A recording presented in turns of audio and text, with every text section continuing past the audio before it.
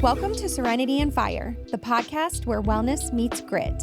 I'm your host, Krista, founder of Panacea Luxury Spa Boutique. Join me as we dive into the intriguing world of biohacking, clean living, cutting-edge spa trends, and the hustle, grind, and grit of entrepreneurship. From my personal battles with weight management, infertility, and a 30-year journey to create and launch my dream business, to building a sanctuary for those who have been touched by cancer, I'm here to share real talk, inspire big dreams, and spark a passion for holistic living inside each and every one of you. So let's dive in. Welcome back to Serenity and Fire. Today's episode is going to be such a fun one because I'm joined by someone who's not just a brilliant operator and leader, but also one of my closest confidants, my right hand, and my most trusted team member at Panacea. Her story is not one you would expect because she went from running a bourbon distillery to heading up operations for our luxury spa. Literally from whiskey barrels to wellness rituals, she somehow has figured out how to manage 4-year-old twin toddlers, a husband, all of the crazy and sometimes hilarious, if I admit it, chaos that goes on behind the scenes of the spa, with over 50 associates who all depend on her to calm the storms and keep the place running optimally. And she does it all with so much grace, humor, passion, and enthusiasm. She really is an amazing human and the perfect person for this position. Not only because she believes what I've created at Panacea, is super passionate about where I want to take this brand in the future, and therefore is always on board with all of my many, sometimes very crazy and wild ideas, but also because her operational brain is unmatched. She can literally see growth opportunities in the midst of chaos, and she's a genius when it comes to navigating and de-escalating difficult situations, whether those situations are with clients or team members. None of these things come natural to most people. She truly is gifted, and I feel grateful for her every single day, which is why I'm so excited for you all to meet her. So please welcome my Director of Spa Operations, Jennifer York. How are you today? Good. That was a very nice introduction. Oh, well, it's all true. Oh, thank you. You're welcome. So first off, I just want to say that Jenn and I met when we were in massage school, and she was so incredibly pregnant at the time. And even then, I was super amazed at everything she was doing. But before we dive into motherhood and all the craziness that I'm sure goes on with having twins, when you made the decision to go to massage school, did you ever think you would find yourself running a luxury spa? I don't think it was out of the realm of possibilities. Yeah. I stopped doubting myself a while ago. I have found myself, I think, in many situations, and different departments and avenues of life that I would not have guessed beforehand. So I've stopped ruling things out. We'll say that. I'm open to the possibility. Okay. So if I'd say, if I could go back 6 years ago and kind of see where I'm at now, I don't think I would be like, oh, okay. Yeah, that's where we're going. All right, let's go. Let's do it. So. I love it. So I want to hear what made you make the decision to go into massage therapy. But before you go there, let's jump into the most obvious question, because people are going to be so curious about this. And that's, how does someone go from operating a distillery to operating a spa? Well, I think that they're very similar, in all honesty. I mean, they're both hospitality, right? Mm-hmm. So I was in charge of all the tourism for the distillery. So, the distillery that I worked at would see 1 million people a year coming in for tours. You have a lot of people who just pop into distilleries without reservations. They don't have tickets. They don't have, any plan. Especially in Kentucky, we were downtown in Louisville, and you just have a lot of people drop by. The goal is to just make it the most incredible experience ever. And if you remember the cover letter I wrote to you when I sent you my resume. I very much remember it. It was literally like reading the most eloquent book ever. It was so awesome. I keep telling myself I'm going to frame it. It was so beautiful. But anyways. That's sweet. Well, it was true. So in the cover letter, I talk about when I was a kid, I used to come up with businesses just all the time, just whatever business. And one business I had in particular, I would put the participant inside of a hula hoop and blindfold them. Right. And I would lead them all over the gymnasium and tell them a story. We would go into a dark cave in which I'd take water from the water fountain and throw it at their face. I mean, just really dramatic stuff, because I wanted it to be a cool experience. And in my mind, that is the ultimate job, is to take people out of their everyday life and put them somewhere unexpected and exciting And the Bourbon Distillery allowed me to do that. You know, I wanted it to be like a wonderland of bourbon. I wanted them, you know, to take them out. And it's not that much different now. Yeah. I mean, in all honesty, that's my job, is to make an ordinary day feel extraordinary. I love that. And I would agree. So when you finished massage school, though, Panacea wasn't even open yet. And so I'd love for you to walk us through what brought you to Panacea. And then what has that transition from bourbon barrels to body butter really been like for you? And then also maybe touch on, you know, where your decision to become a mom fit into all of these things. Yeah. I don't, it's a funny story of how I got into massage, because it was literally just an intuition, a hunch that I had. I remember the exact place I was when it came, and it seemed absolutely crazy. My husband, when I told him, so I had made the decision when I moved here. You know, I moved to Ohio to be with Josh. We had been dating long distance. I moved up here, and then... That's right, because the distillery you ran was in Kentucky. You're from Kentucky. Yeah, so born and raised. Yep. So I moved up here really randomly. That actually shocked everybody in my life. When I was like, hey, I'm moving to Ohio next month, they were all like, what? The plan had been for me to move in October or May of 2020.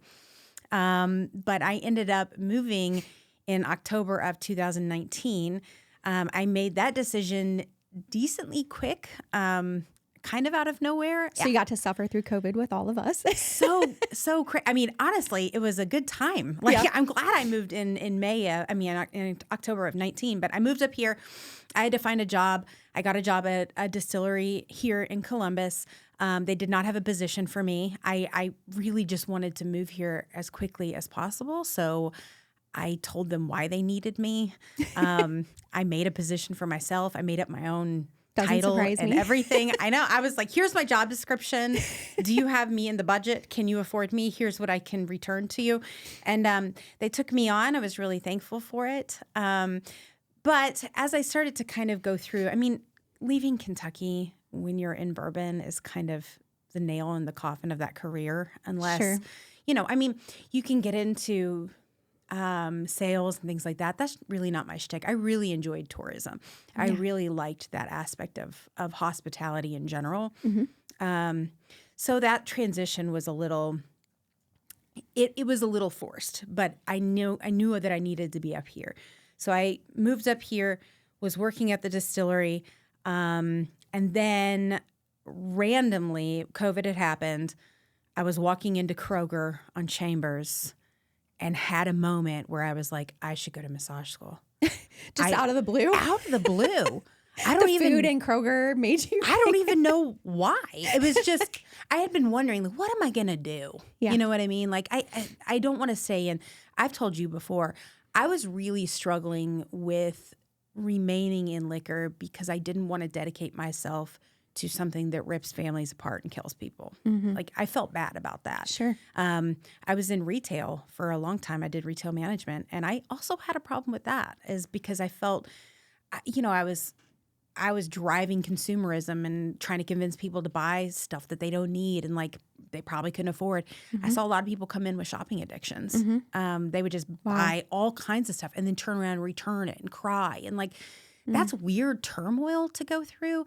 And, you know, I have nothing against the careers. I have nothing against those things. But for me personally, I felt like I needed to dedicate myself to something that helped build people and not tear people down. So I had wanted out of that for some period of time. And this felt like a good jump. Why massage? I have no idea. It felt right. I had lived in New Orleans previously, which you know about, and had randomly studied with a Reiki master down there. So I liked the energy work of it. Sure. Reiki's a little too woo-woo for me to, like, I could never go around and just call myself a Reiki practitioner. It kind of makes me cringe inside just because I don't think it's quite aligned. I don't think that there's anything wrong with it, but it didn't feel aligned with who I am. But massage did. Yeah. There was an aspect of it. I like the anatomy. I like the practicality of it. I like the history of it. I mean, it's an ancient practice, Yeah. and I loved that. I didn't know what I was going to do with it. I had no idea. I was like, let's see. So I started calling around to schools, found the one that we both went to. Really, it worked out. I think, they were eager for admissions. So it's, they just started me down that path pretty briskly.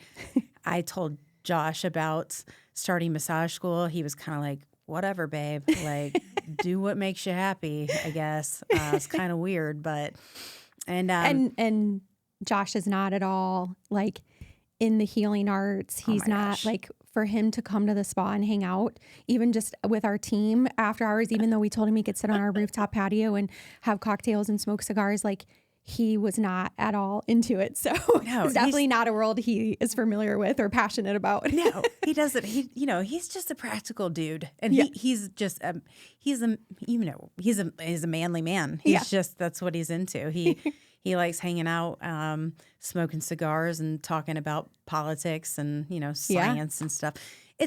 That's him. And I really enjoy the more whimsical side of life in general, I would say. But I liked the idea of kind of getting more into that wellness space and leaning into that side of me. Mm-hmm. So went to massage school.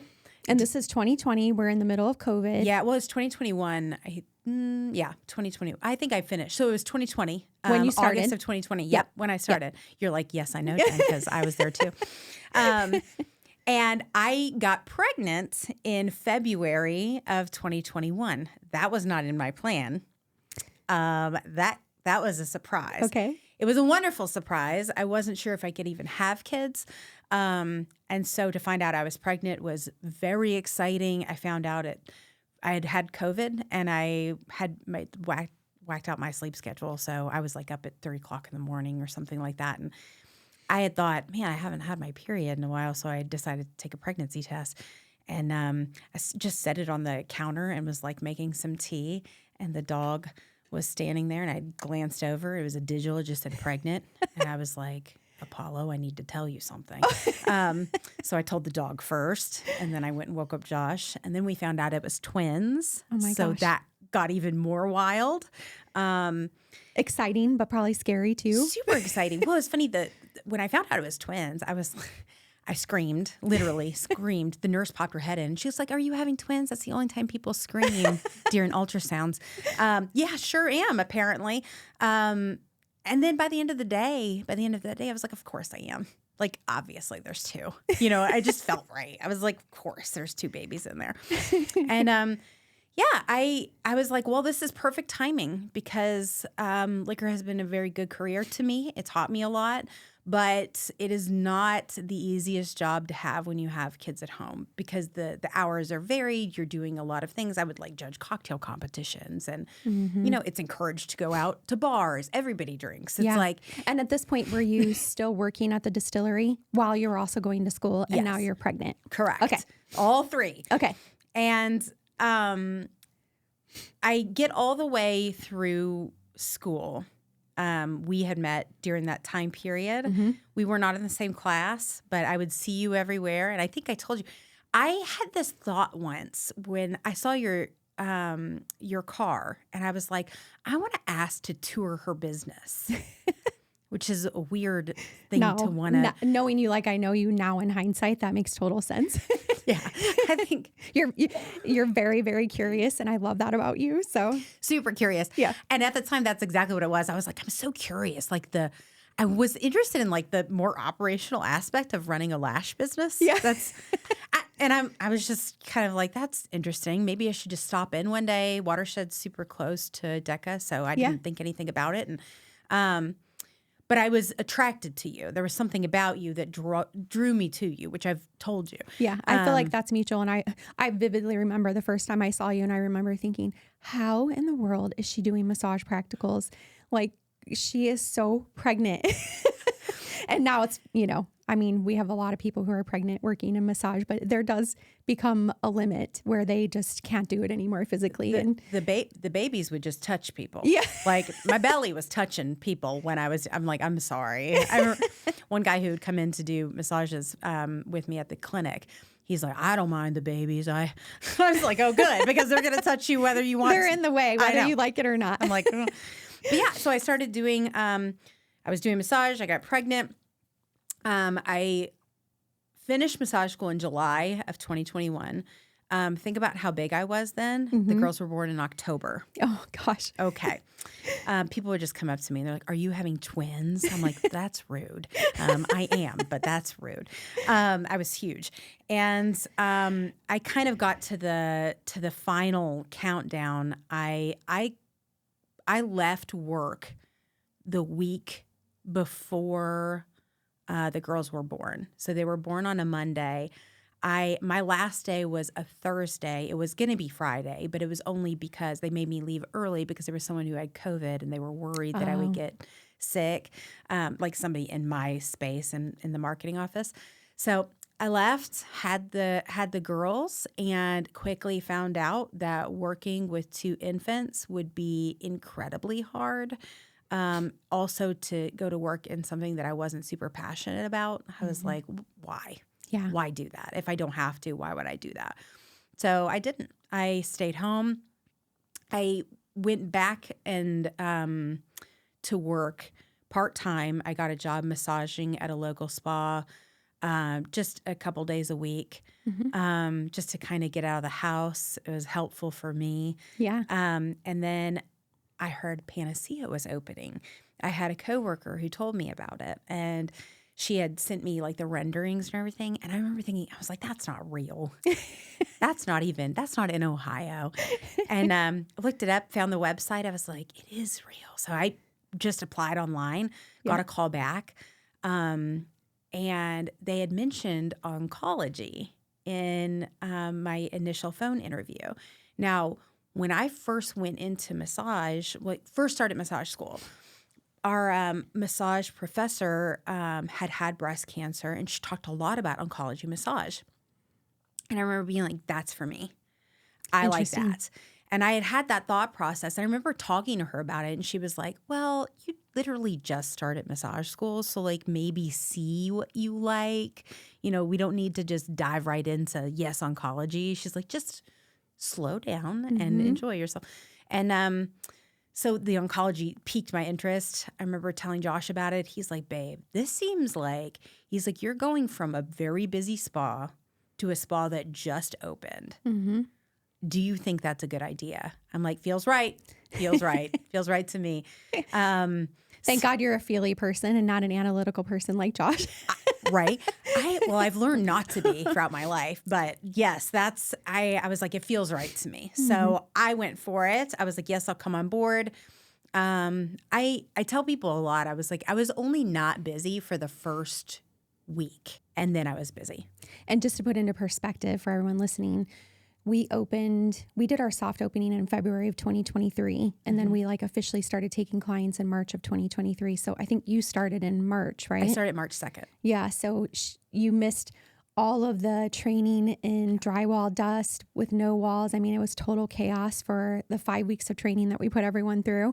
And then honestly, when we did our soft opening, I was terrified because we were not booked and not busy. I mean, it makes sense. We didn't have a reputation. Nobody knew who we were. We had been marketing for 2 or 3 years before that. So fortunately, we had a great client following already. And then it just kind of really took off. So when you came, I mean, you basically have been there almost since the beginning. And but legitimate concerns from Josh, you know? So anyway, so you interview, you decide you're going to do this despite Josh telling you not to. Yeah, I remember. So we have a long interview process. Yes. I remember Josh being like, he's like, I didn't even interview this much for my area vice president job of a company. He's like, this is nuts. And I was like, I don't know, big about culture. It doesn't bother me. So I just kept going to the interviews, and I found out you owned it during the phone interview. And I was like, shut the front door. I was like, Krista Guidenti? I was like, I went to school with her. Yeah. I was like, that's crazy. But that felt it felt like a synchronicity to me. I was like, this is a good path. I should do this. And so really quick, just going back to the interview process, we do have a very intense interview process. So now being here and in the culture and now being the one who hires people, how do you feel about that interview process? Do you think it's necessary? Does it help us hire the right people? I think it really helps with culture. We are still a decently small company. So the culture is extremely important in general in any company, no matter the size. But the lengthy interview process helps you with the culture, right? It helps you kind of understand, like, there might be somebody who would fit in great somewhere else, but maybe they wouldn't fit into our specific culture. You don't want to throw a wrench in the middle of everything. We have definite personalities that we try to attract. And, that Midwestern hospitality just overflows. And it's asking the questions, having conversations. It's like when I go through the interview process with someone, you get to know them pretty intimately. Yeah. And I think it definitely helps. And I completely understand. I remember in the moment, it didn't bother me very much, but he was like, that's weird. So many interviews. I'm like, whatever, it'll be fun. And finally made the decision to come on board. And I started working. I was massaging 3 days a week. And then I had to very abruptly go down to 2 days a week due to his schedule. And, not being from here, he doesn't have a lot of family. I don't have any family or friends here. So it was like, trying to figure out childcare and all that good stuff. But we got it all figured out, and I was massaging a couple days a week. People would always say, how's massaging? And I'd always say, do you remember what I would always say? I would say, it's the easiest job I've ever had in my life. You were like, Jenn, stop saying that. I'm like, it's nice. I don't have to think. Well, I'm actually glad you said that because, first of all, by the way, for those of you listening, Jenn has miracle hands. She literally is such a phenomenal massage therapist. And on that note, I know how much you love doing massage. I know that you love helping people feel better. You really get lost in the art of massage. And you and I are always talking about how when we do massages, it's like conducting a symphony on the client's body. It really does become a magical experience for us. So now you're managing this enormous operation. You're dealing with hiring and firing and equipment breakdowns and leadership development, payroll, inventory, crisis calls at all times of the day, you name it. And when you do get to do massage, it's usually because someone called out of work or something didn't go how we wanted it to go with the client. So you're doing some damage control. I mean, did you ever think it would go that way? Do you miss massage? Like, how do you went through all this schooling and now here you are and you don't really get to use it a ton. Yeah. So. Well, I think it all worked out because of the fact that I do absolutely adore it, but it's hard on your body. Yeah. Any massage therapist will tell you it's like it is a career that comes with an end date. I mean, you can keep doing it. You can kind of do it for long periods of time, but like your income is really tapped by your body. So I think it was a blessing, and I still get the ability to do it occasionally, and I relish it. Yeah, you do. I know. I've told you I feel guilty sometimes, like especially if there's a call out and I step and you're in. Like excited because you actually get to do a massage. I do. Like we don't want to tell the team that because we don't want them just being like, oh, Jenn would love to cover my massages today. Well, no, because I have other stuff to do. It's like there's in the back of my mind. But when I walk into a room with a client, I'm there with the client. I leave everything else out. I am there. My focus, my attention. I want to get in and create something with this person in that moment. And that's how it should be. And that really is what we push and cultivate with everyone on the team. But to your point, most of our massage therapists are in their 20s and 30s. We're not there anymore. So I agree. I think the transition, the timing was good for you. I agree. So. Yeah, it was exciting kind of stepping into that, which we can kind of get into talking about like how that transition happened. Yeah, let's go there because that's my next question. Like, how did you? That's a big adjustment to go from working 2 days a week as a massage therapist going into full-time, typically more than 40 hours a week, director of operations. So how did you come to make that decision? I was starting to get weird. Left to my own devices, I mean, I have an active brain. Yes, you do. It does not stop. Yes. And I mean, you read you have a goal to read 12 books a month or something crazy, don't you? Yeah. So. It doesn't stop. I am consistent. I believe that curiosity is the key to everything. I think it's the key to happiness. I think it's the key to purpose. It's what keeps and learning. Me going. 100%. Just learning all the time. Just consume. And that's something that has to be cultivated, curiosity. It doesn't just happen. When people are like, well, I'm just not interested. I'm like, yeah, you got to make yourself be interested. You've got to cultivate the curiosity in order, I think, to do really well in anything. You've got to be curious. So I never stopped doing that. When I went into staying home, especially after about a year of staying home with the girls all the time, the amount of projects, my poor husband, I mean, our entire house is full of experiments, basically. I've got gardens going on. I've got hydroponics. I've bought a still. Yep. It's like it doesn't stop for me. So I was not awesome, I think, just staying home and being with them, especially young kids, because they can't talk to you. So I'm just alone with a book and a podcast. Yeah. That's it. That's what I'm living off of. And I'll never forget, I remember you telling me one time that when the girls are watching their kid shows, you're listening to a podcast. Yes. So you get what you want, they get what they want. I would hide my AirPod just underneath my hair because I don't want them to think that I'm not present with them, but I can only watch Moana so many times, right? So I just put the AirPod in and just listen. And I'm just off in La La Land, and they're happy. We're all cuddling, and I'm happy, and it's how I got through. I obsessively listened to books, and I had a girlfriend who worked from home, and she's back home in Louisville. So I call her my imaginary friend. She's very real, but we talk on the phone. We text all day long. Yeah. And it's just little things, I'm walking down the hallway.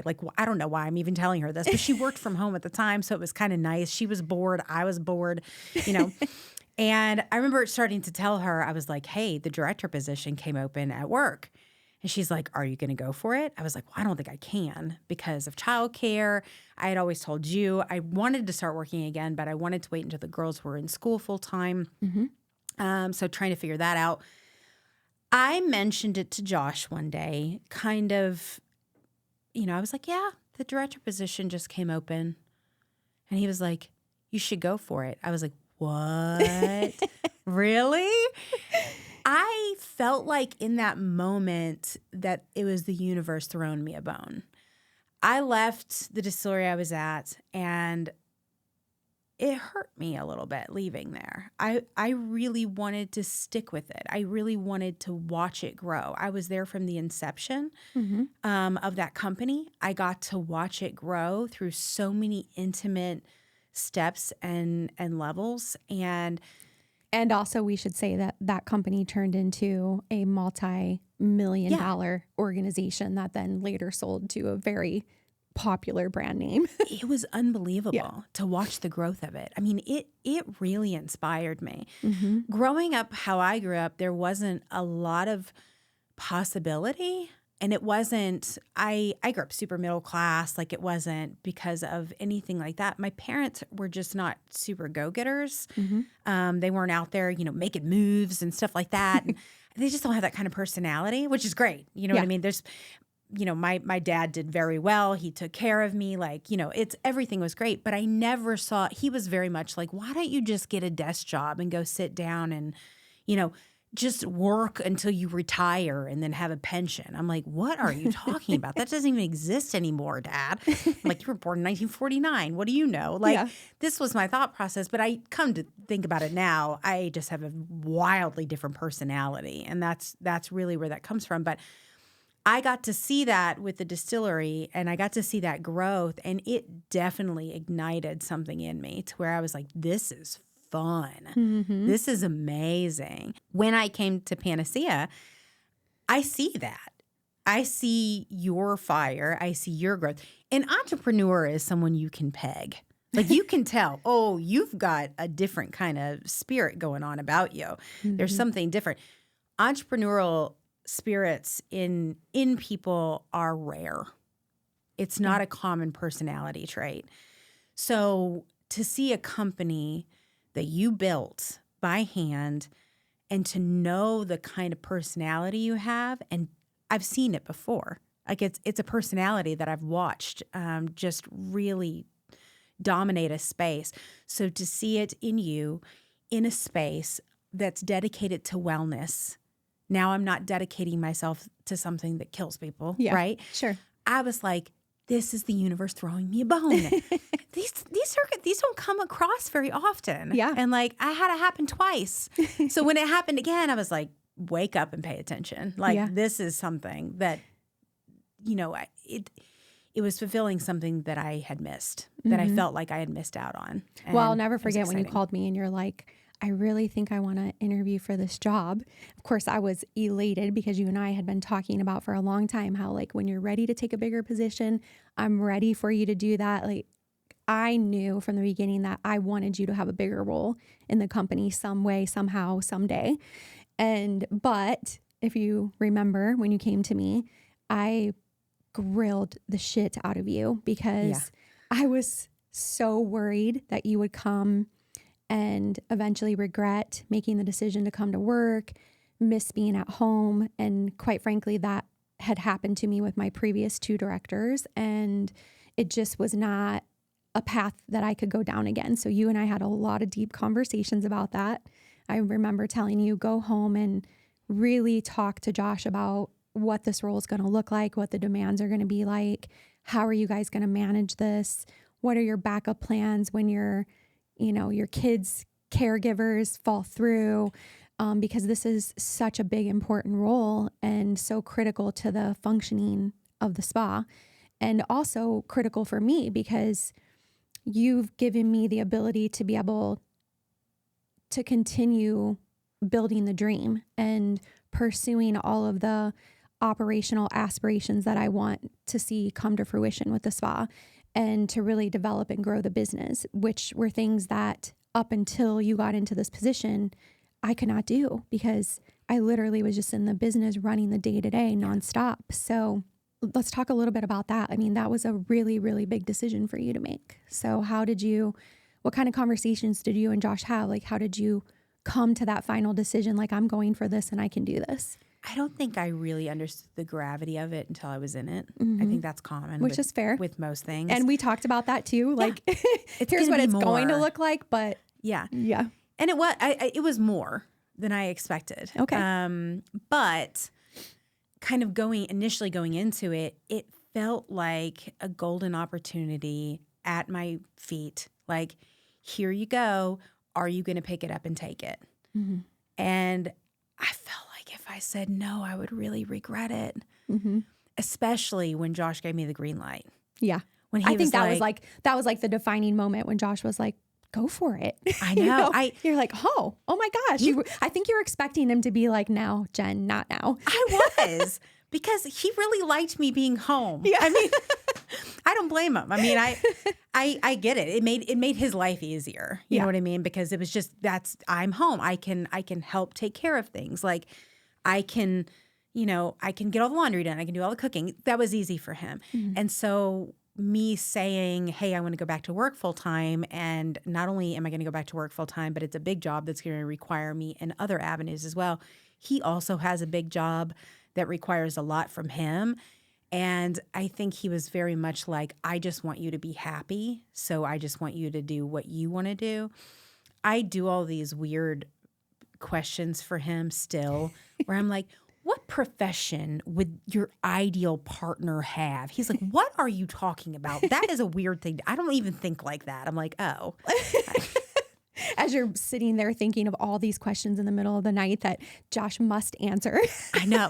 I was like he must be thinking about these things if you're thinking about them. These big dramatic questions. He's like, babe, we're just taking this a day at a time. Just do what makes you happy. I'm like, you don't have any thoughts. He's like, no. I'm like, weird. Okay.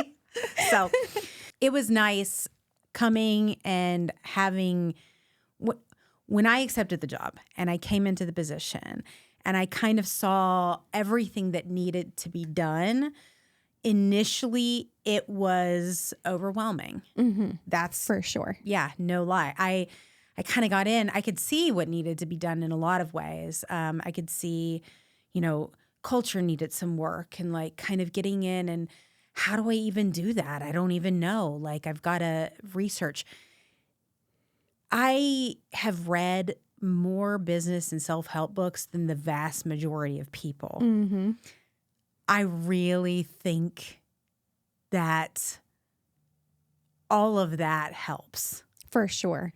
And honestly, I love seeing you in this leadership role now with our manager team. That's one of your main responsibilities is leading them. And anytime they have a situation or something that they're struggling through, the first thing you say is, well, you should look at this book. Have you ever heard of it? Here's what they talk about. It's like amazing to me, all the things in your brain that you've held. If you want to know how to do big things, read about people who have done big things. Books are the easiest way to get a mentor. Yeah. Right? Like you look into how did you do it? What pearls of wisdom? You literally have that at your fingertips. It's like, that question, if you could sit and talk to anybody, like who would you talk to? Go read a book they wrote. Yeah. Read a book about them. Biggest things they did, all of the biggest failures, all of like everything's out there for you to discover. Yeah. Yeah. You just have to read it. And it sits inside you, just these little pearls of wisdom. And all of a sudden a circumstance comes up and you're like, Jeff Bezos went through this exact thing. I know how to handle it because he handled it this way or whatever. It's really helpful to have that. And so it's been nice, like kind of stepping into leadership and management because I've gotten to see all of those things in real life, in action, and not just reading about it. So, yeah, when I first came on board, it was overwhelming, stressful. I consistently told myself that you don't grow without pain. There is no 100%. growth Yep. without pain. And, I had a moment to where I was upset. I was feeling defeated. I think I was about 5-6 months in, I guess. And I had a conversation with Josh. I'm telling him, I'm like complaining basically to him. And he so matter-of-factly was just like, Jenn, yeah, it's hard. Duh. That's not everybody off the street gets a director position. Yeah. Because they can't handle this. Can you handle it? I was like, yeah. He's like, then handle it and quit complaining. I was like, okay. Like that. He sounds like a sports coach, like having the pregame pep talk in the locker room. Most definitely. I think a lot of it comes from he is a very, very no excuses person. Yeah. Like there are no excuses. So he was very much like, shit or get off the pot. It's like, what are you complaining about? Either you're going to do it or you're not going to do it. That Yoda quote, do it or do not do it. There is no try or something along the lines of that. And he really hammered that with me. And remember him he's like, are you just some person off the street? Are you just some basic person that can't handle? And I'm like, no, I can handle it. And he's like, well, then do it. Stop talking about it. And I was like, okay. My whole life has been talking about things, right? Like, and it's always been, it's okay if it's too hard. I was, I was coddled a lot, I think, growing up. It was just, this is too hard for Jenn. She's getting anxious, And now I'm like, so what if you're anxious? Like, do it anyway. Do it scared. That's always been one of my big mottos. Do it scared. Everybody's anxious. Everybody's afraid. You just have to do it anyway. And it's about being able to have the stomach to be able to get in there and make decisions and not appear like you're falling apart. Yep. It's okay to be internally freaking out, but it's not okay to just dump that all over everybody. Yeah. Or to not even try. I mean, if you don't try, well, the answer's no. This gets to, my biggest reason is like, I can't imagine laying on my deathbed and thinking I could have done more. 100%. That's the biggest reason why I opened the spa when I did. Like, I really felt like this had been such a long time dream of mine. And, I was getting into my mid-40s. And I'm like, if I don't do this, like, it's kind of like now or never. And if something happened to me, I would never forgive myself for not going for this. So I would feel like I didn't accomplish all of the things that I was set out to accomplish. So I'm on the same page with you there for sure. Yeah. You've got to do it scared. Yeah, 100%. And I mean, I hate to say the fake it till you make it statement, but it is applicable. I mean, you just got to go for it, you know? Yeah. So we mentioned earlier that there's a lot of overlap between the distillery business and the spa business. What do you think were some of the things that the distillery taught you about people, leadership, chaos, and just literally operations in general that you brought into this position? Working in a distillery with tourism. So you have tours running all the time. You have them running every 30 minutes. They have to be at certain places at certain times. People have high expectations coming in. It is easier to run a distillery in hospitality than it is to run a spa. Interesting. Okay. Tell me why. By far, because people are drunk. Yeah. They don't care. And they're happy. Like, yes. I mean, people at the spa are happy too. So they are. It's just different. Yeah. It's different when, they're coming for bachelor parties. They're so drunk, I having to kick people off bourbon tours because they can't stand up. I'm like, buddy, there's a bar next door. Like, you got to go. They don't care. It's probably, I could be wrong, but it's probably the expectation of that high level experience in a luxury environment that makes running a spa so different from the distillery. 100%. Yeah. 100%. So it's more casual in general. The Bourbon Trail in general, there are some, I will say the tour that we gave was the most expensive one on the Bourbon Tour, bar none. And we just went with it. I mean, people would complain sometimes about the price, but it's like, okay, then don't go on the tour. Like, we have a tasting room. You could just, go taste some over here at the counter. You can go upstairs. You could just buy a bottle. The expectations, I think, are lower for a distillery. It's just there aren't as many issues with guests that come in. And it's mainly because, there are some, somebody will buy out a whole tour. They get a little disappointed because it's not quite what they expected. But it's a completely different thing when it's, a spa service. I think it's more personal, a spa service. Intimate in nature. Having a spa service is just more intimate in nature. I mean, you're naked for a lot of it underneath a towel or, a blanket with a stranger. There's a level of discomfort that triggers that causes people to get anxious and causes them to be in strange situations. Whereas with bourbon, you're drinking and you're loosening up your inhibitions. Sure. It's a completely different story. So that was easier than where I am now. But I did learn a lot, obviously, through that. I learned how to deal with people in general. I learned how to deal with drunk people very well when I was at the distillery. I would have a lot of people try and steal glassware. That was like super common. We had very nice glassware at the distillery. I'd have to stop them. Hi, crime's not funny. I'm just going to say, Jason, my husband, if you're listening to this, shame on you. I told you they do not expect you to take the glasses with their names on them. But anyways, go on. Well, because of that, we would have cheapo ones that we had ordered. So you can get Glencairns from like China. They're so cheap, and like you can see that they do rollerball etching instead of so it all like washes off. So yeah, because people would take them, but it costs a massive amount of money to like keep having to.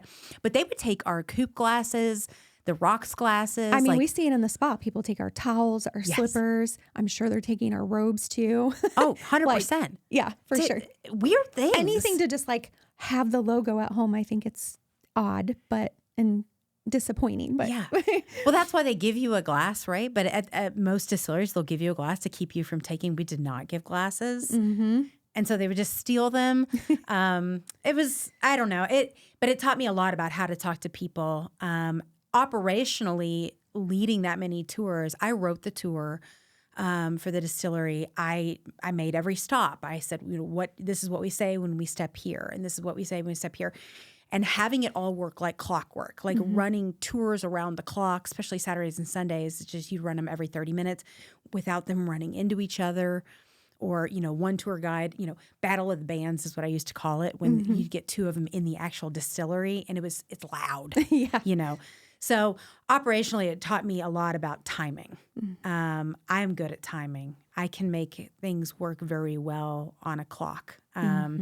So I do very well with service times and things like that, and understanding scheduling and how that should look. That's how my brain works anyway. And helping our therapists and our team understand the importance of timing, because every service is back to back. And, if they don't stay on time, it just throws everything off in the spa. So it's extremely important. Yeah.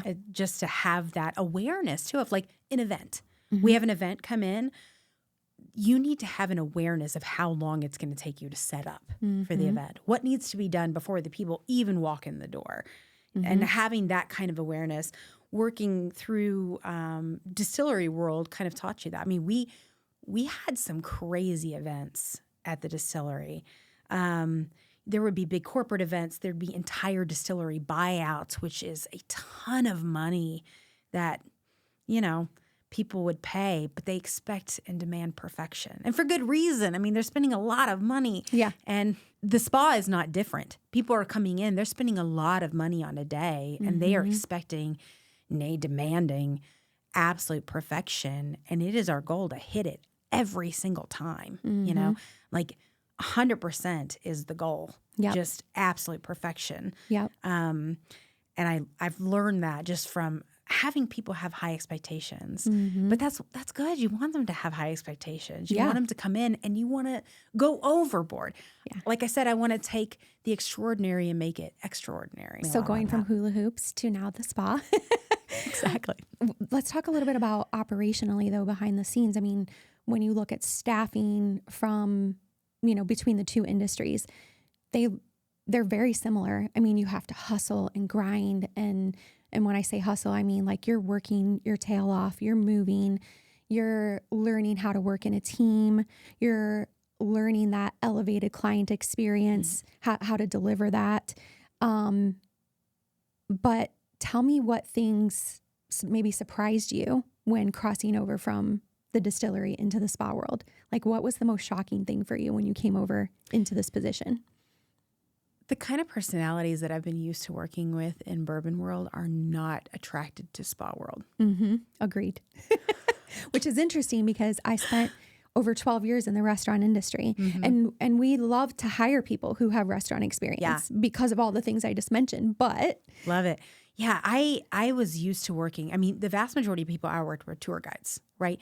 So you have boisterous personalities, never met a stranger, can talk through things with people, like just, naturally have that gift.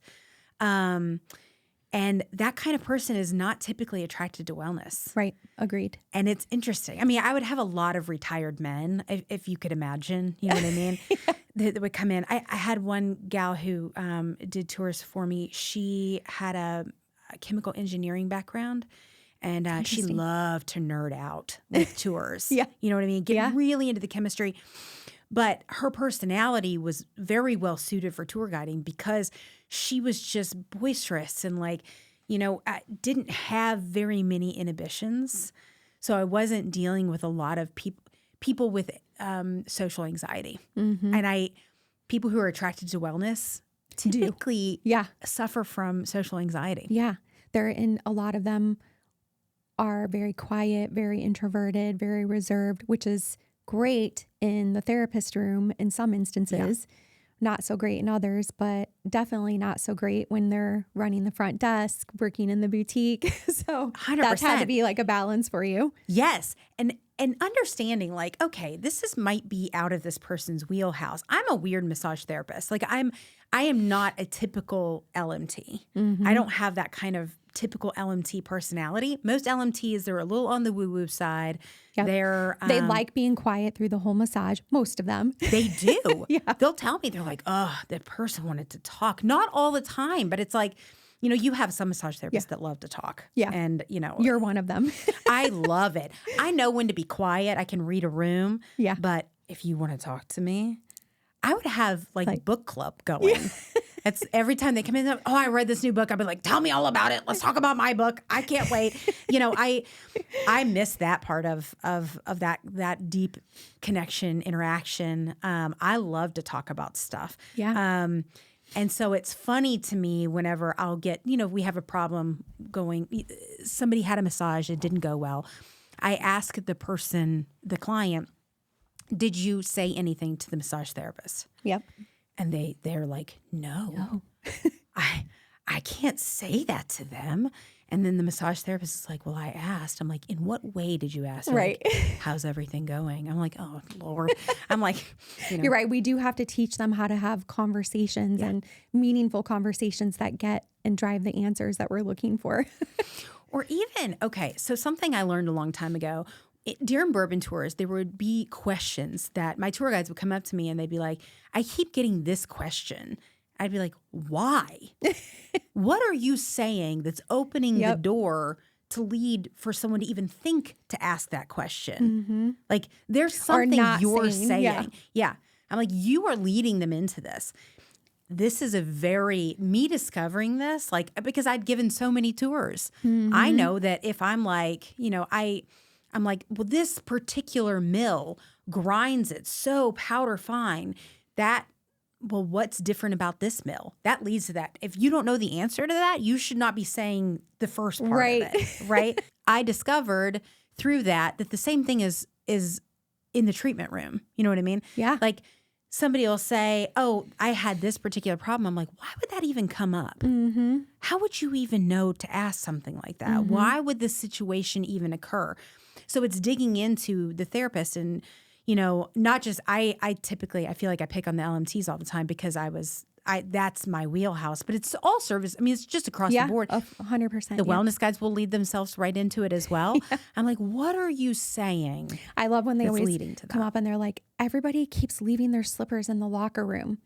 Okay, that only happens when usually we have a new person, which typically means they're not telling them where to put their street shoes back on and where to deposit the slippers. So like, you're right, there's trails of evidence. Mm-hmm. And usually when you see something recurring, there's a reason why it's happening. So really figuring out how to get to the bottom of that is critical. But this goes into somebody's whole life. I feel like this is such a good life lesson because if you're like, I keep having this one reoccurring instance and I don't know why. What are you doing to cause that to happen repeatedly? Yep. And that's a big part of operations, I think, in general, is to like get in and think like, okay, we keep having this particular issue. Like, what is going on with this particular, why are we having this issue? Yep. And then trying to get in and figure it out. You just finagle and see, if I change this one little thing, what's the outcome? Yeah. And that's what I meant when I said you're able to find these patterns and these growth opportunities in the chaos. And when things are going wrong, I love that about you, like that curiousness inside of you. Okay, I have so many more questions, but we're out of time. So I'm going to end the interview here, and then we'll pick back up next week with the rest of the questions. So that's a wrap for today's episode. As always, thank you so much for listening to Serenity and Fire. And if everything we were talking about today has inspired you, the best way to support the show is to follow, leave a review, or share it with someone who might need to hear these messages. Until next time, keep balancing serenity with fire. I'm Krista Guidenti, and I'll talk with you in our next episode. At Panacea Luxury Spa Boutique, we don't just offer traditional spa treatments. We create rituals that relax your mind, restore your health, and rejuvenate your spirit. From biohacking technologies to advanced oncology-trained care, everything we do is designed to help you heal on the deepest level with clean, holistic therapies, products, and amenities that are second to none. And right now, you can experience two of my favorites, our whole body LED light bed or hyperbaric oxygen therapies.